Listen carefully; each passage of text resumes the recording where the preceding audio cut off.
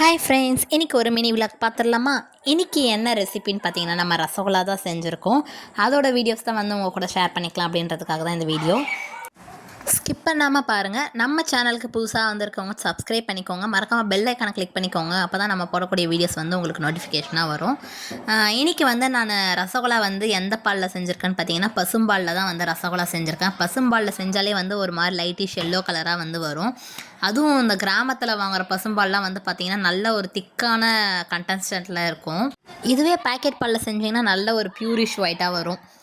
ரெண்டுமே நல்லா தான் இருக்கும். ஸோ இன்றைக்கி வந்து நம்ம பசும்பாலில் செஞ்சுருக்கோம். ஃபஸ்ட்டு வந்து நம்ம பாலை கொதிக்க வச்சு அதில் வந்து லெமன் பிழிஞ்சு விட்டு இந்த மாதிரி பால் திரிஞ்சதுக்கப்புறமா எடுத்து வடிகட்டிக்கணும்.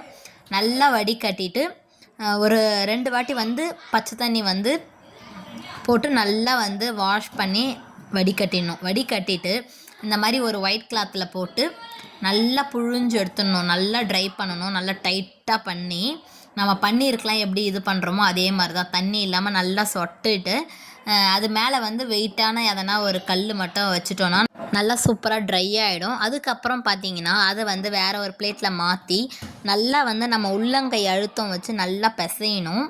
நல்லா வந்து நம்ம பிசையும் போது பார்த்திங்கன்னா அந்த மாவு வந்து ரொம்பவே சாஃப்டாகிடும்.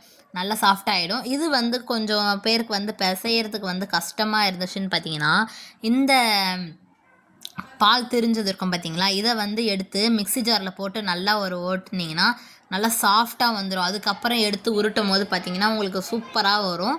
வெடிப்புலாம் இல்லாமல் வரும். இந்த டிப்பை நீங்கள் ஃபாலோ பண்ணிவிட்டு எப்படி இருக்குன்றதை கமெண்ட்டில் சொல்லுங்கள். ஆக்சுவலாக இது வந்து நானே தெரிஞ்சுக்கினது. யாருன்னா சொல்லியிருக்காங்களா என்னன்றது தெரியல. பட் நான் இந்த வாட்டி தான் நானும் ஃபஸ்ட் டைமாக ட்ரை பண்ணேன். ரொம்பவே சூப்பராக வந்துச்சு. வெடிப்புலாம் இல்லாமல். வெடிச்சிச்சுன்னா வந்து பார்த்திங்கன்னா, இப்போ குலோப் ஜாம்லாம் வெடிச்சிச்சுன்னா அப்படியே வெடித்த மாதிரி தான் இருக்கும். பட் ஆனால் ரசகுல்லாவில் வந்து வெடிச்சதுன்னா வந்து கரைஞ்ச மாதிரி போயிடும்.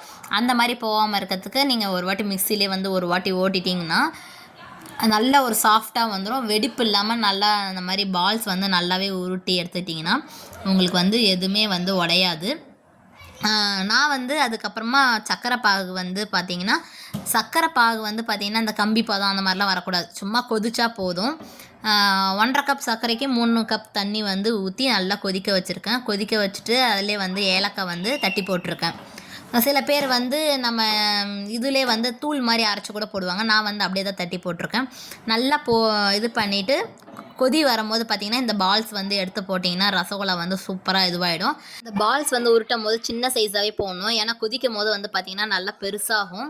இந்த மாதிரி ட்ரை பண்ணும்போது ரசகுல்லா வந்து ரொம்பவே சூப்பராக வரும். ட்ரை பண்ணி பார்த்துட்டு எப்படி இருக்குன்றதை கமெண்ட்டில் சொல்லுங்கள். நம்ம சேனலுக்கு சப்ஸ்கிரைப் பண்ணிக்கோங்க.